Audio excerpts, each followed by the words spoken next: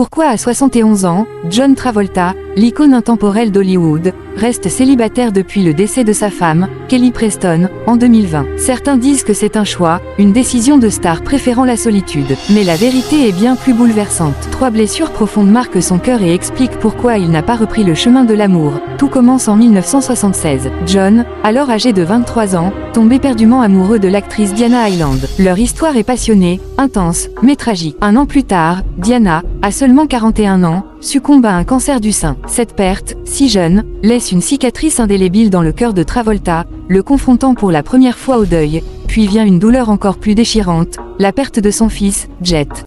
Né en 1992, Jet, autiste, était un garçon extraordinaire, partageant la passion de son père pour les avions, capable de mémoriser des trajectoires de vol avec une précision incroyable. Mais en 2009, à seulement 16 ans, Jet fait une crise soudaine lors de vacances et s'éteint.